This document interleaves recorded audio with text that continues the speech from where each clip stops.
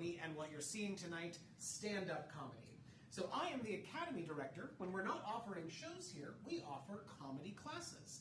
And so tonight you're seeing a class show. Most of our classes end in a performance opportunity for the students. So if you are, I know that some people in the house are already comedians or parts of our community. I just want to let you know we've got some great advanced classes coming up in session 5.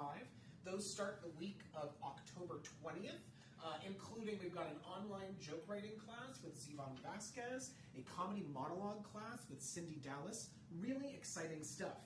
Or maybe you are not a comedian yet, and maybe you're interested in starting your comedy career.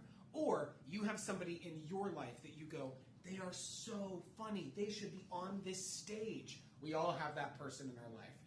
The Academy is a great way to get started.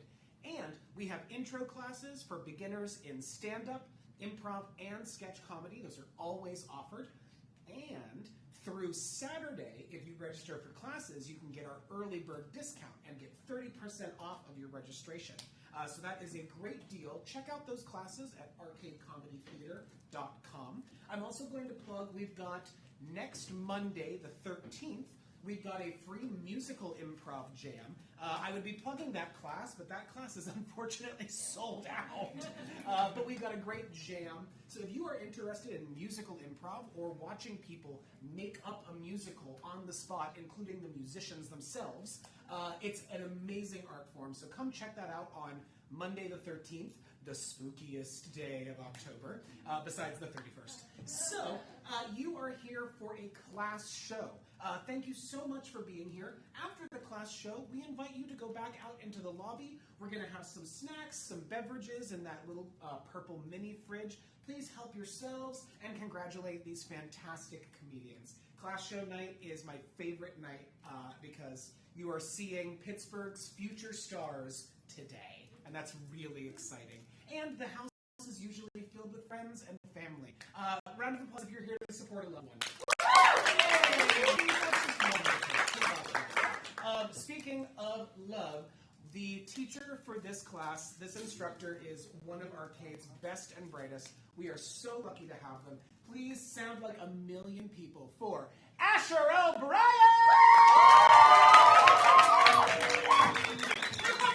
You went for a handshake and I went for a high five. I got both. I am so happy that musical improv class is sold out, so I don't have to take it. I haven't been able to sing since my balls dropped. Yeah, I really enjoy music, I just don't understand music. I love that song, Rocky Raccoon, and it kind of gets ruined when you find out it's not about a cowboy raccoon, but about gun violence. It's not as fun anymore. So I just stand up. Yeah, I know I don't look like a teacher. I look like I apply my tattoos every day in the mirror with a warm washcloth. Yeah, I actually became a teacher through the student track at Arcade. I was a scholarship student. I was a diversity scholarship student, ironically. But I'm a transgender comedian. My pronouns are he, he. I'm just a stand-up guy. What can I say? I promised my students that I would only do new material tonight, so they'd look good, and I didn't practice, so they're gonna look great tonight. I've noticed recently that there's been a lot of censorship in the media. Have you seen that? Yeah, comedians and shows are getting canceled, like Stephen Colbert. Yeah, and amidst this, they rebooted The Muppet Show. Yeah. This is my impression of Fozzie the Bear being canceled by the Trump administration.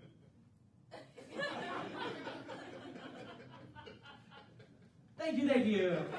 You can't fire me, I'm Fozzie the Bear, waka waka. Sir, you're gonna have to walk out that door because the studio is no longer covering your health insurance. I'll take it, it's fine. When I was a kid, how I think I got from here is I was a child actor on Sesame Street. Yeah, and yeah, in 5th grade, I was pretending to be a preschooler, and they had me on Sesame Street. So, for your understanding, I was a 10-year-old pretending to be a 4-year-old. And I was also a boy pretending to be a girl. So I was a man pretending to be a boy pretending to be a girl. And I got fired because I kept man-spreading and showing my underwear all the time. Yeah. It was not very polite, apparently. But I've always had like a love of puppets. I've been working with puppets a lot lately. I did a show recently that won Pittsburgh's Best Children's Performance. The second best, excuse me.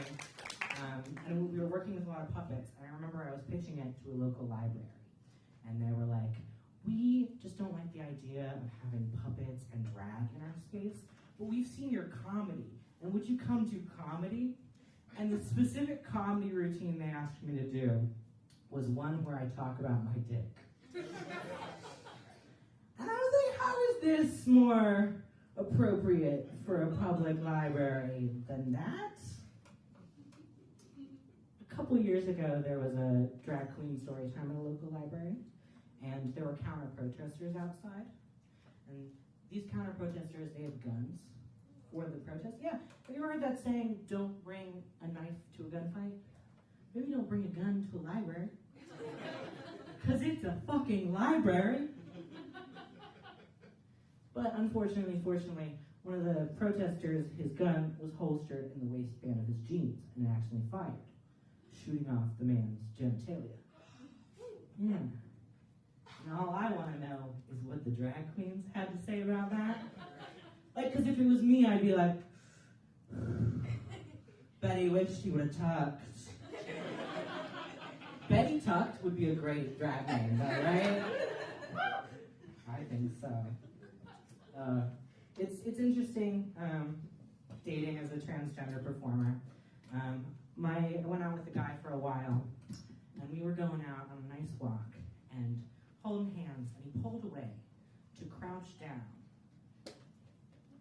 and pick up a half-smoked cigarette out of the gutter and proceed to try to light it. And I was like, oh, no wonder he picks me up. He's not picky about what he sucks on. How about trade one fag for another fag? That joke would eat if I could do a British accent, which I cannot. Are you feeling sufficiently warmed up? Well, I'm really excited to bring out our first performer. She's been a blast to have in class. Please give a warm Pittsburgh welcome for Julie Boyle, everybody.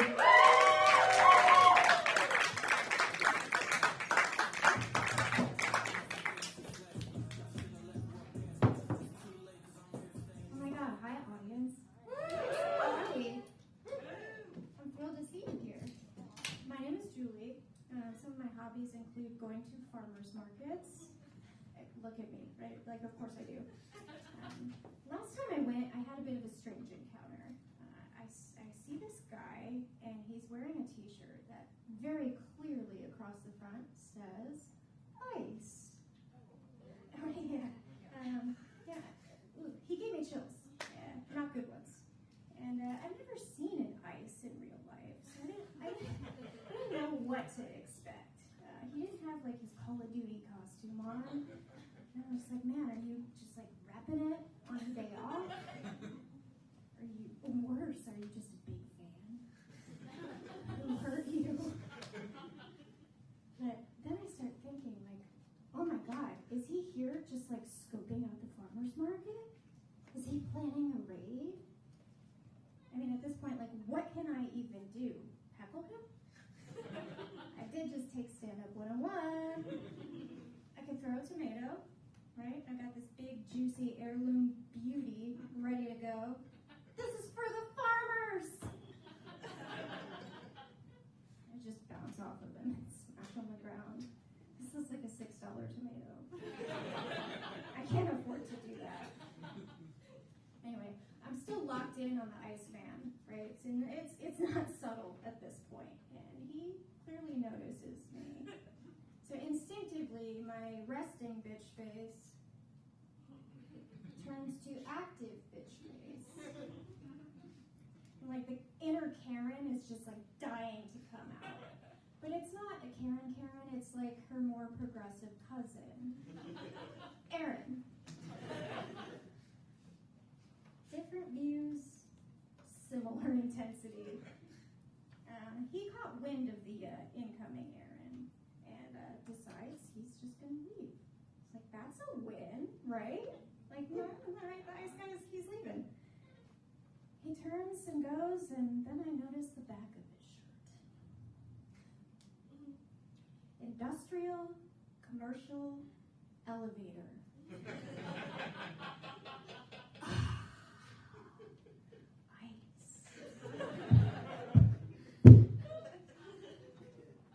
Oops. Industrial Commercial Elevator has been a business in Pittsburgh for 50 years. They've been doing this since 1975. The Immigration Customs Enforcement wasn't even formed until 2003. Somebody needs to rebrand. I don't think it should be the elevator guys. In fact, I have a suggestion. Department of Immigrant Kidnapping. DIK. Works really in context. Did you see all of those dicks outside of Home Depot the other day? I have seen more dicks than I ever care to. And I can tell you, no one deserves to have a dick in their face. It's all aggressive, ugly. So I mistook ice for dick. But to be fair, he was a husky white dude with a goatee, a camo baseball hat, and wraparound sunglasses. He kind of fit the profile. Also, it said ice on his shirt. Still didn't make him Ice Ice Baby. All right. Lesson learned.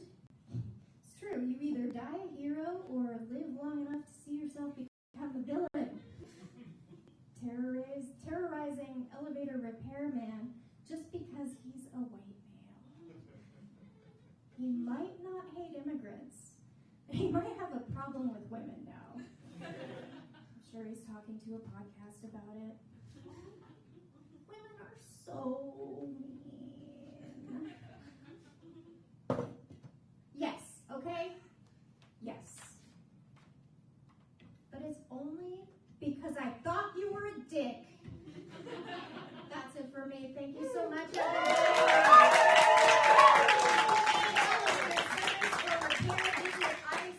ICElevator.com.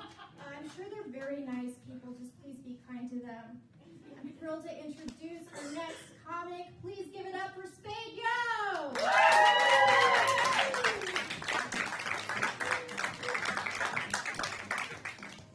Hello, everybody.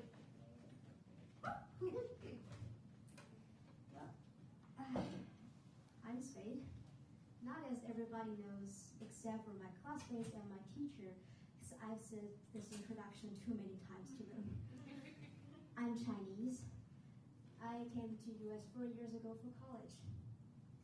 And I don't know much about the US culture back then. For example, the first time I went to the eatery's grocery, trying to buy water. Have any of you ever talked to the Chinese students who only have their daily conversation experience from their textbook? They talk like, "Hi, how are you? Nice to meet you. Nice to meet you too. How are you? Good. I'm fine, thanks. And you? Good. I'm fine, thanks. And you? Good. I'm fine, thanks. And you? Good. I'm fine, thanks. And you? Good. I'm fine, thanks. And you? Good. I'm fine, thanks. And you? Good. I told myself never make that kind of mistake.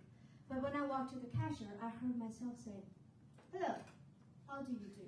Could you please sell me a bottle of mineral water?"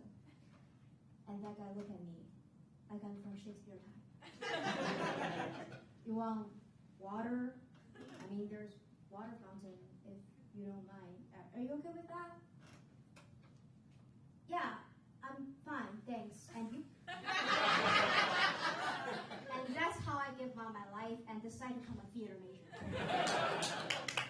Theater is crazy. I love this place. I especially love the Red Eye Project. It's a 24-hour play club, which means you have to produce a play in 24 hours, including auditioning the actor, writing a script, finding a director.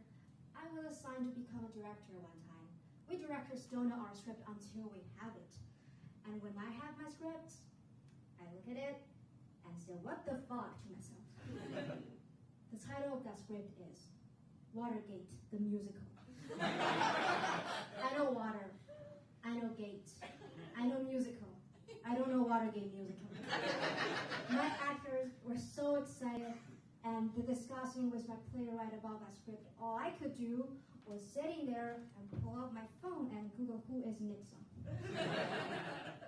I only know this guy from he started ping pong diplomacy with China at 1971 with our Prime Minister Zhou and I. Have you ever heard of Prime Minister Zhou? No. I knew it. The American. Although I don't know the script, I still directed. I was ready to present it to our shift director, Patrick. Me and my crew walked in. I saw Patrick sitting there, silent, concerned. I said, what's wrong, Patrick? The last script didn't pass. That's rare. Why? There's a robot bomb. Planes. Terrorists. Oh! I'm sorry. That's so pity. Why can't I get that script? At least I don't have to Google 9/11. So anyway, we present our play. This Patrick's still sitting there, silent, concerned, and asked, why Lyndon B. Johnson? Why Lyndon B. Johnson? What a great question. The better question is, who is Lyndon B. Johnson? Again, my actors were so excited about this question. Discussing with Patrick, they talk like, it's a parallel world. Lyndon B. Johnson's middle name starts with B, blah, blah, blah, blah, blah. And Patrick still, but why Lyndon B. Johnson? I said, Patrick. Listen, I don't care. I don't care why Lyndon B. Johnson. You know what? I'm Chinese. And I don't give a fuck about American history. So, thank you. Let's welcome to our next comedian, Simon Neft. Yes.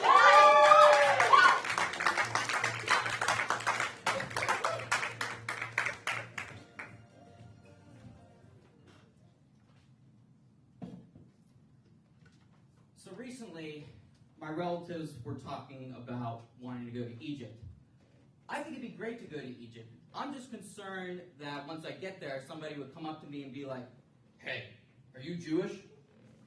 Yes. I think you did a shitty job on the pyramids.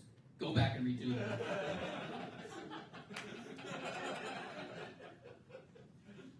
And then, out of nowhere, there'd be, one of those break-in case of emergency glass cases, except it says, break-in case of Jew. And it's got, the ancient Egyptian slavery starter kit.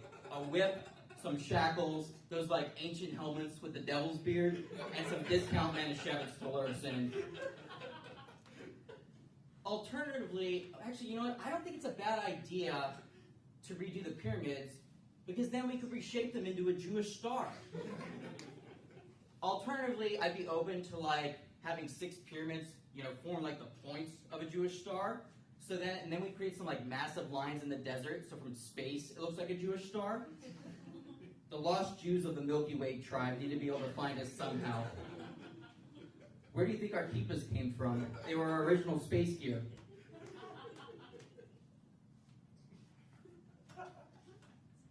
Before we go any further, there is one thing you should know about me. I hate Japs. I really do. I can't stand those high-maintenance, sushi-loving, Jewish-American princesses. If you've never met one before, they reek of pretentious entitlement, like they own the world, but when they were 6 years old, someone gave them a credit card. And when they were 1 year old, their first words were Louis Vuitton. But let's be real. Japs are in the minority, and most Jewish women out there are nice Jewish girls, as we would call them.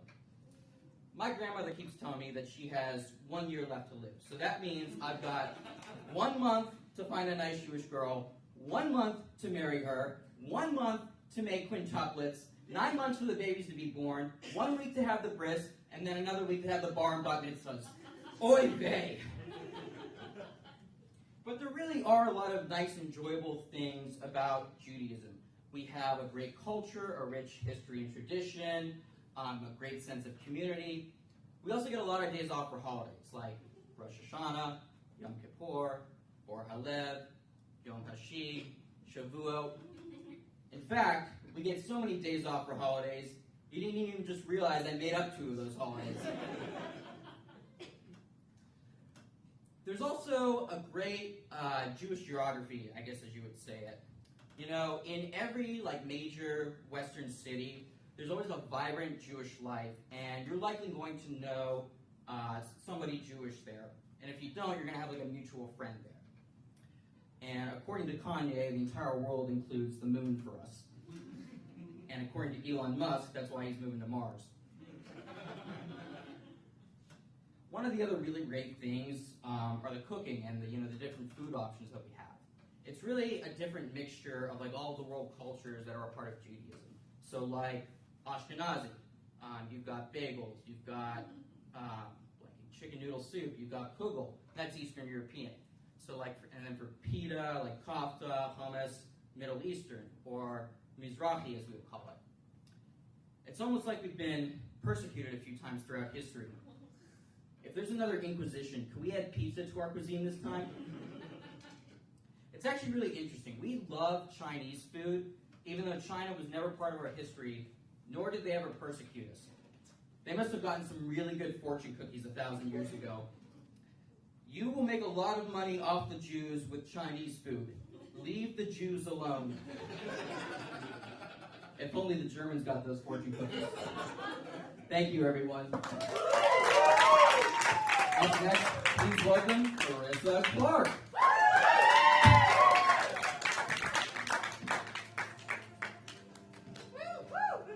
Hello, lovely people. So who likes to travel? Yes, I love going on vacation. It is one of my favorite things to do. And the vacation starts the second I leave work. I am popping open drinks because I am getting the party started. Then after a couple of drinks, I usually remember I have not packed yet. Kind of essential for traveling, so I get to that, pants, underwear, shirts, socks, swimsuit, toothbrush, toothpaste, condoms? Now I'm single, but it's vacation, right? You never know. Then I add my inflatable koozie, which is a pool must. And then a rubber chicken, because you never know when the comedic moment's going to strike. And the creme de la creme, the margarita machine.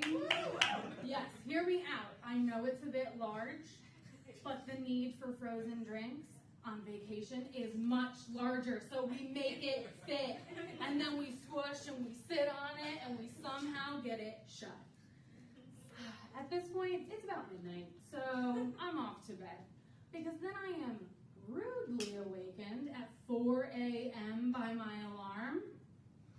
But it is go time. The flight is at 6:30. We have to get there. So then I'm booking it out the door, and I'm booking it into the airport. I'm booking it to the security line. I made it. I'm here. But this security line never moves fast enough. So I like to take things into my own hands and grease the wheels a little bit by starting a conga line. La cucaracha, la cucaracha. Let's move the line along. The people in line tend to get behind me, but the TSA officers do not like my approach. As long as I don't get kicked out, we're all good. I finally make it up there. I get my bag on the belt. We're moving along. I get through the scanner. We're moving along. Then I'm stopped. Because an area has been flagged. They need to do a pat down. TSA officer asks if they can do a pat down of the back of my neck. I kid you not, this happens to me every time I travel. If you have not experienced the pat down back here, it sends chills down the back of your spine and then leaves you feeling conflicted. Because on one hand, you feel violated, and on the other hand, you're a little aroused. Now, when I thought I'd get lucky on this trip, not quite what I had in mind, but it happened. So then I do my little walk of shame over to meet my bag. And it's coming, I see it coming, it's moving, and it is pulled aside. Crap. What could possibly be in my bag that they do not like? TSA officer comes over. Ma'am, is this your bag? Yeah, that's my bag. Ma'am, is there anything in this bag that I should be concerned about before I open it? If you're asking if something's gonna pop out, you're good.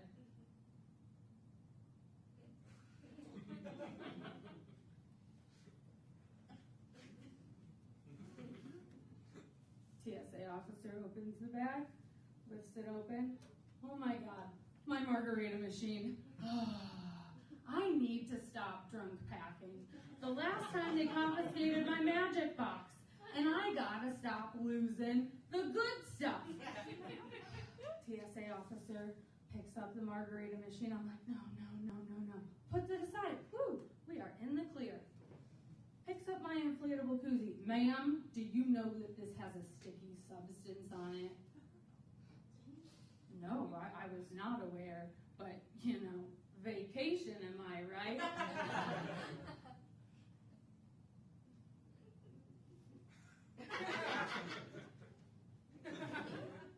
I'm gonna have to test this. Then he goes and tests it. Comes back and says, you're all good, it's in the clear, but I am gonna have to confiscate the rubber chicken. Well, you know what? It's sad when the chicken can't go on vacation, but at least it fulfilled its comedic purpose. I'm Marissa Clark. Thank you so much. And I'm going to introduce our next comic, who is a very funny woman. I be her.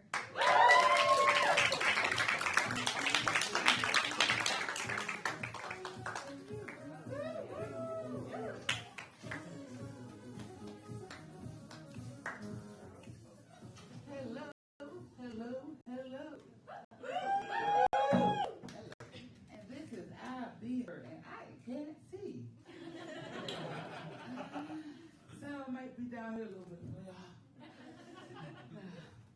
Well, anyway, I would like to let y'all know about my first hickey. Yeah, that's what I said. So anyway, it's me and my girlfriend Rachel. We both like the same boy. We in the 7th grade. So he invites us over to his house. And after school, so we excited. So we tell our parents, ooh, we're gonna go do homework, okay. So we skip our little asses on down there to his house. He takes us down the basement, we sit on the steps. Rachel's on this side, I'm on this side. Clifford is right here in the middle. As he gazed at him, he likes Rachel a little bit more than me, so she was first.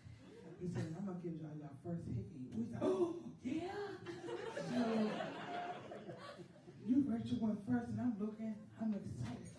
Oh, come on, hurry up, it's my turn. It's my turn. So he turns, he's like, I got animal tenders for you. I'll be right to you. I said, okay. So I wait patiently. He get done, I turn around. He smiled at me.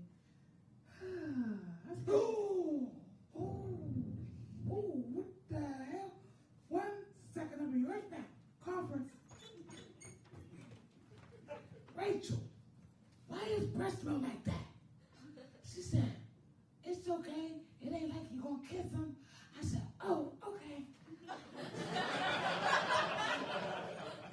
I go back over there, so I commenced to get ready to put my neck out there, but I look up, he got this tooth. I said, oh, wait 1 second. Rachel, why is his tooth sharp like that?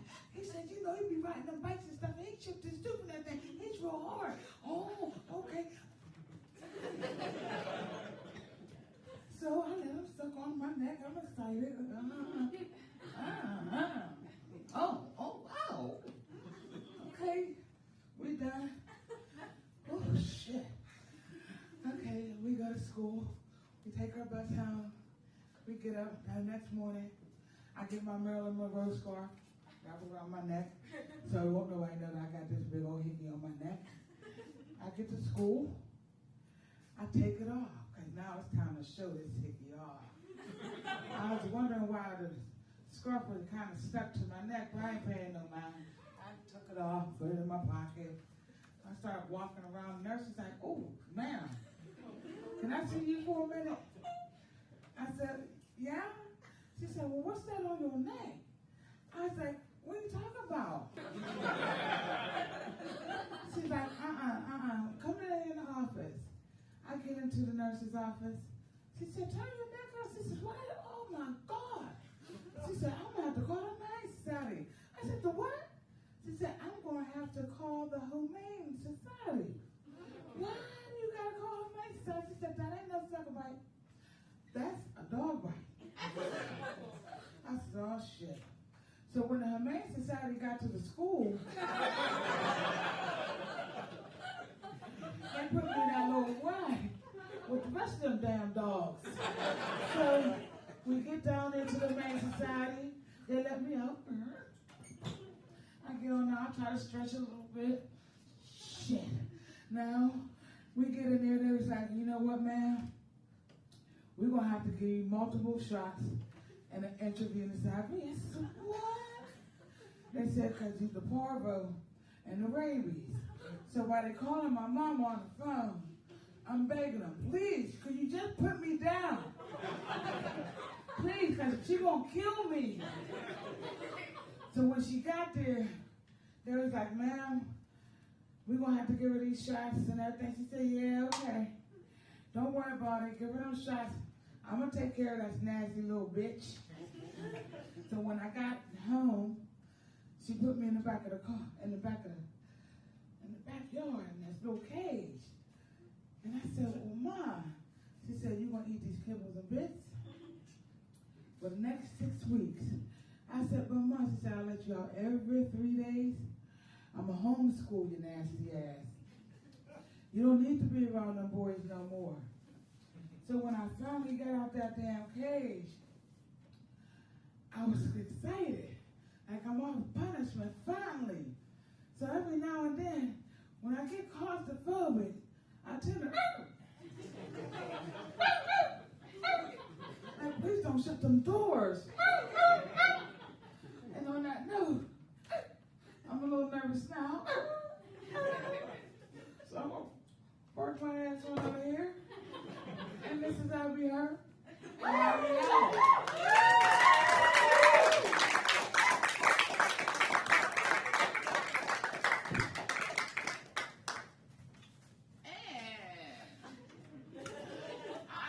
Her and I am back, and let me say hello. This next person is my girl. Oh my goodness. And not only is she a computer hacker, she's also an analyst. And she's my bestie in this class. And her name is Stacy J.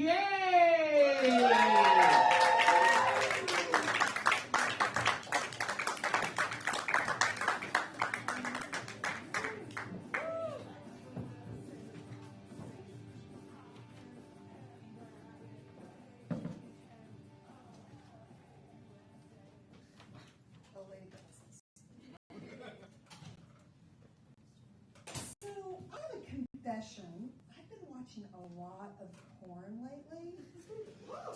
Everyone has their thing. I like when couples invite others into the relationship, like strippers and guys with lots of big, hard wood. Wallpaper strippers and hardwood floor installers.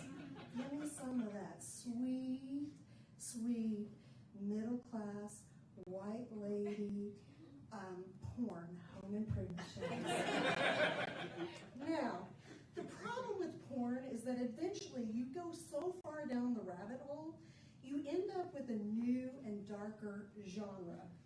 For me, that was Swedish death cleaning, which is where you clean out all the shit in your house so that you're not a burden to your family when you die.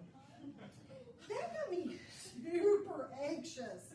And so I started kvetching to my husband, please, we gotta clean out the basement. Let's clean out the basement, clean out the basement.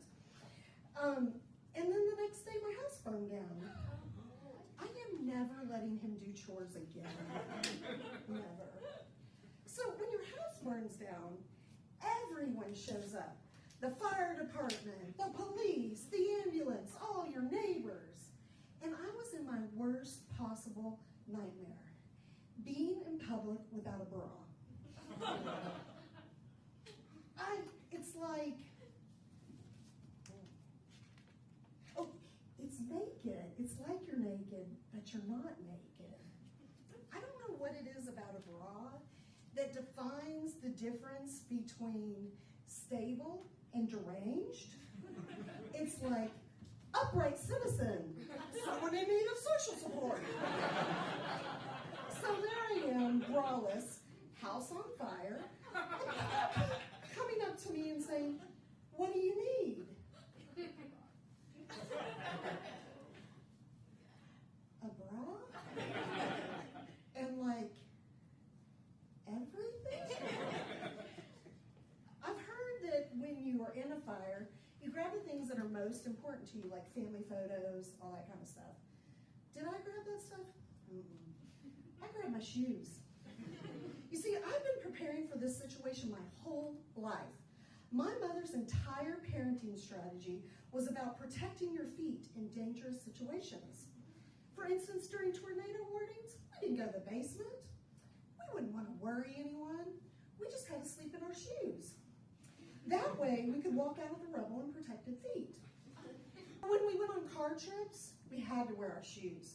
Cars have a lot of glass, and if you were in an accident, you wouldn't want to walk on it. Now, we didn't have to wear seat belts, and the windows were rolled all the way up while my parents chain smoked, but we had on our dadgum shoes. Every time I hear that song, I'm walking on broken glass, I think, not me, idiots. I got on my shoes. So being barefoot in the park, that was foreboding. Because, as I quote my mother, what if a wino dropped a bottle and you stepped in the glass? What? That was so confusing to me as a child because all the wine that my mother drank came out of a box. All right, so anyway, when the end was nigh, well, the end of my house, I grabbed my shoes and walked out. My friend Cindy saw the fire on TV, got in her car, ran over, ran down the street, grabbed me by the shoulders, and yelled in my face, "What the actual fuck?" Yeah, that's exactly what you think. You look at hair out and what the actual fuck. But it made me laugh, and that's when I knew that the way I was going to get through this was through humor. And so I started composing a list of all the great reasons and advantages of having your house burned down. Would you like to hear them? Yeah. So when your friends from out of town come in, you can say, I would totally let you stay. Or, you're welcome to my shell of a house if you'd like to sleep there. All right. And, Oh, yes, there are lots of contractors in my house now. So I am living in my sweet, sweet lady porn fantasy. And let's see, what else? Oh, I have an excellent excuse when this is all over for a really great housewarming party. House cooling? I don't know what to call it, but it's not going to be lit, I can tell you that. All right. And I get the honor of actually saying to my husband, wherever he is, I can't see him out there, you know, happy birthday to you tonight. We are alive, right? And thank you so much, my dear, for cleaning out the basement. All right. So that's my time. I'm Stacey Jacob. I do want to remind you to check the batteries in your smoke alarm, right? Update your insurance. And for the love of my mom, wear your goddamn shoes to bed.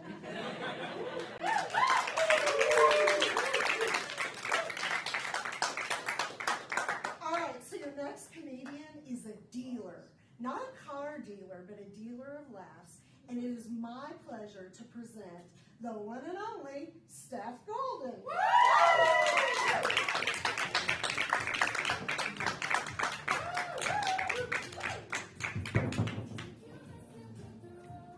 Hey everyone. One thing about me, I have social anxiety.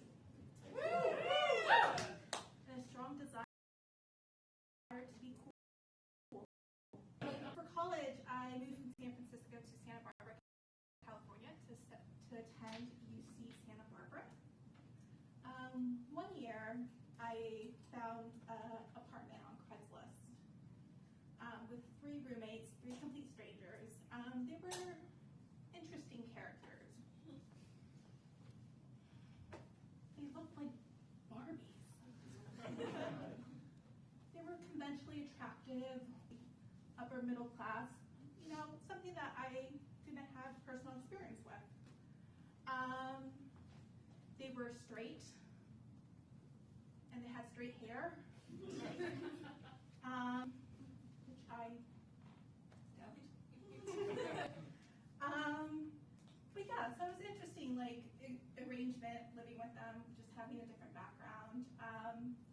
At the beginning of the semester, they invited me to a party that they were hosting with their friends. It was a fun party, got really drunk. I was really nervous because I was like, I really want to fit in with this crew because it was like a crew that I hadn't really vibed with before. And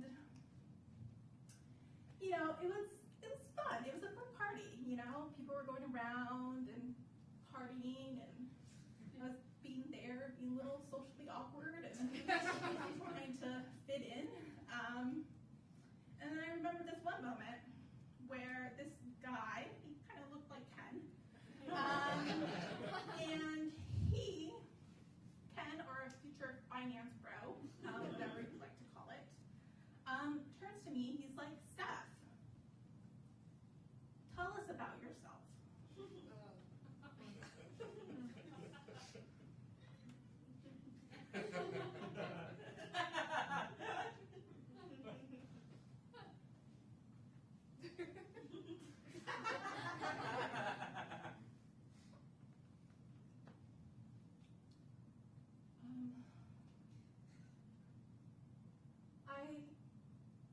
I sell cocaine.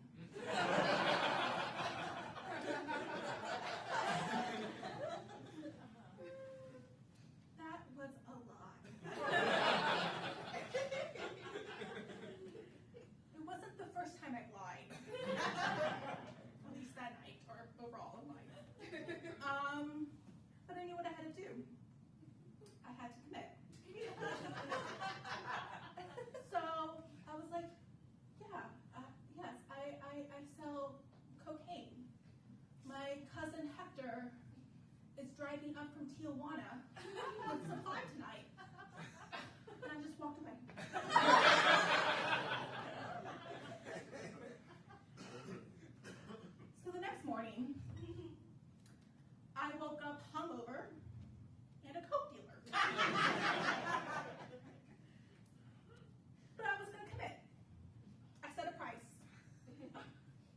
$2.50 a gram. Okay. 25K per hectare for the kilo. Okay. Was committing. I had to do some character research too because I've never done cocaine and never been in a room with someone actually using cocaine. So I rented some movies, some DVDs, yeah, some DVDs from Next. It was 2009. I requested those DVDs. What did I get? I got Blow, Scarface, Pulp Fiction. Just to cover my bases, Snow Day, Snow White, Hannah Montana the movie. I committed. I was ready.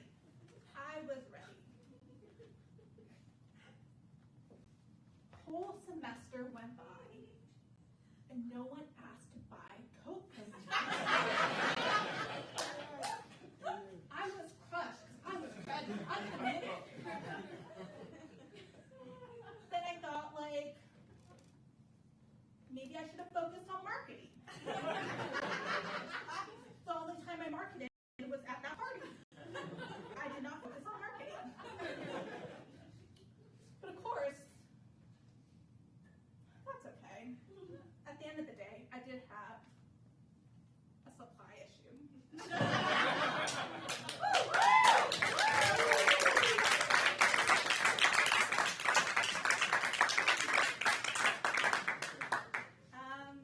I would like to welcome Emily's show for her showtime.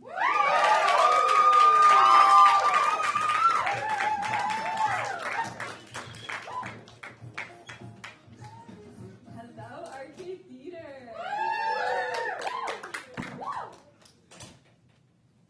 People say to dress for the job you want and not the one you currently have, which is why I show up to my stand-up show dressed like a depressed HR rep who just got broken up with on Microsoft Teams. Yeah, I'm practicing conflict resolution with myself. Aside from my day job of crying at a cubicle, I've recently picked up a new side hustle. I'm a frontline worker combating the male loneliness epidemic. The pay is terrible. And the benefits, non-existent. As part of my new gig, I've recently started experimenting with being a 26-year-old cougar in a legal way, Call me a geneticist, because I'm on that 23andMe shit. Being a cougar is exhausting, dog. These guys don't have headboards or nothing. Just a mattress on the floor. I feel like I'm doing missionary work. Hey, no. The worst part is I have to beg these guys to go on a date with me. It's like they don't want to be seen in public with their mentor. I've decided that maybe it's time to trade in some of the chaos for clarity. So I joined a dating app solely designed for sober people. I quickly learned that it's a very exclusive app. Across the greater Pittsburgh area, I had the opportunity to swipe on a total of 5 people. It's less of a dating pool and more of a very murky puddle of Everclear. The swiping process was so depressing that for a second I thought, should I relapse?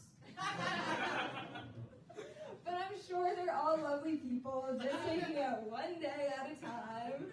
And as each day passes, my biological clock ticks a little bit louder, and I'm forced to become a little less avoidant. I don't know. I guess it's an evolutionary trait. Charles Darwin be like, this girl needs to fuck. Yeah, my body loves to betray me. People always say, your body's a temple. I get chronic yeast infection, so my body's a bakery, dog. For all my fellas in the crowd, a yeast infection is when your coochie decides to start a microbrewery. Every time a guy goes down on me, he gets a complimentary flight of IPAs. He comes up for air like, I'm getting hints of antifungal cream. Thank you, prescription strain. Yeah, it's really great to know my vagina smells like a combination of Icy Light and CVS.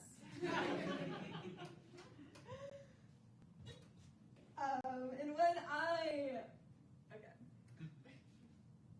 I guess I'm stacking my bread up. And when I'm not stacking my bread, I'm eating it. I love Jersey Mike's because every bite tastes so authentically crafted. Like, you can just tell it was made by a douchebag from Jersey. I do not want to eat a sandwich unless it's made by a guy with permanently spiky hair who wears sunglasses indoors. I want him to be visibly flexing while throwing down salami, just squirting mayo everywhere. Who wants this soggy 6-incher? Somehow the sandwich itself tastes just as obnoxious. It has the flavor of, yeah, dog, I got 5 meats, no sleeves, and a DUI. I'm out here just trying to do the Lord's work, man. I'm mentoring all of these 23-year-olds. And I'm not saying that I need a Nobel Prize, but I would take a sub from Jersey Mike's, named after me. Call it something like the Cougar Special, made with extra yeast. Thank you all. You all have been so patient this evening. I'm excited to finally introduce your headliner for tonight, Justin Hill.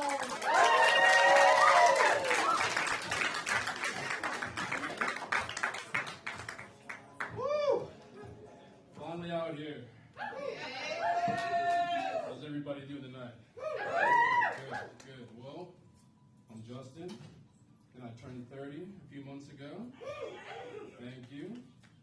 All of my friends are excelling in their careers, settling down, getting married, having small children. And me, well, I'm here doing stand-up comedy. Honestly, it was either this or run a marathon. And I'm already good at pickleball. And comedy's easy these days. We have ChatGPT. You can literally ask ChatGPT to write you some jokes. So if there's some jokes in here you guys don't like, it's likely that ChatGPT wrote it.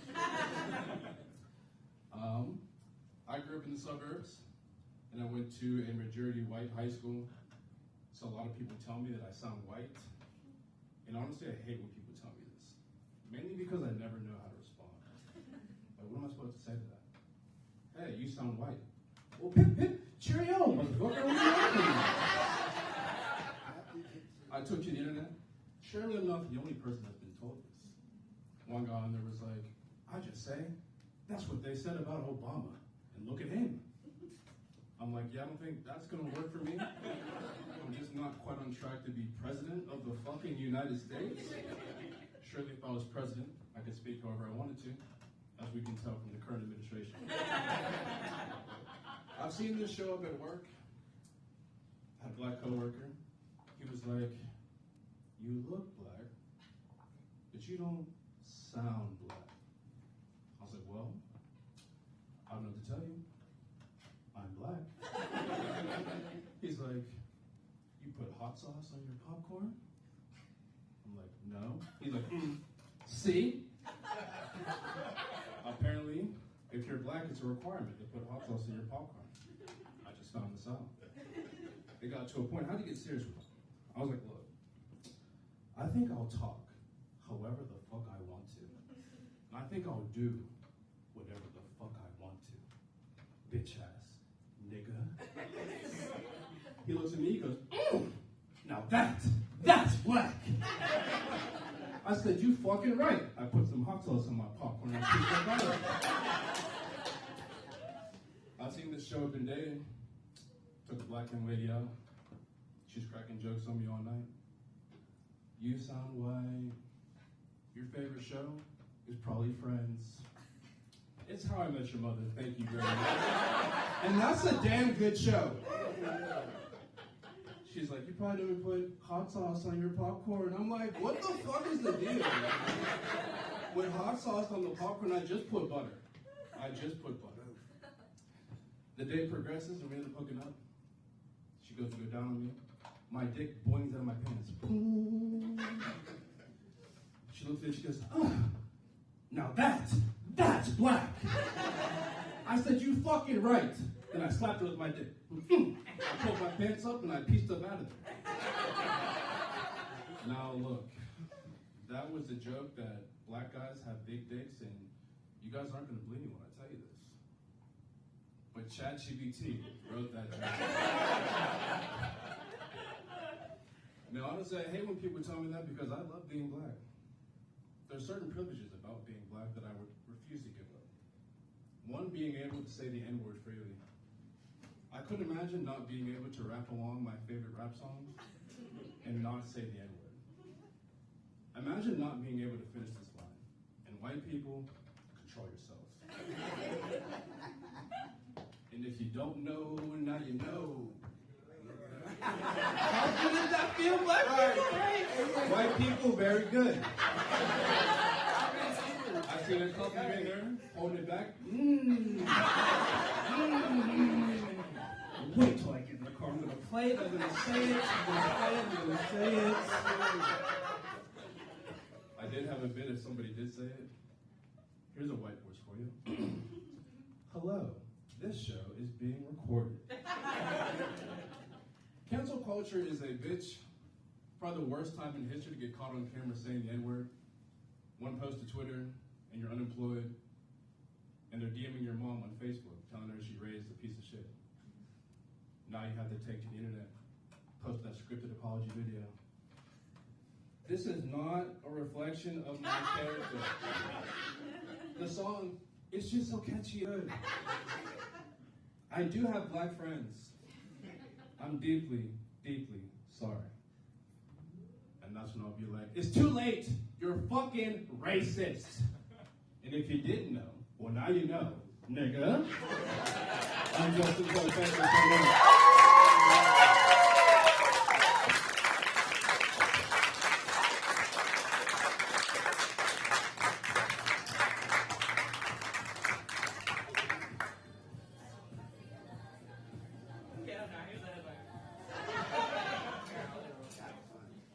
Thank you guys so much for coming out and supporting live comedy.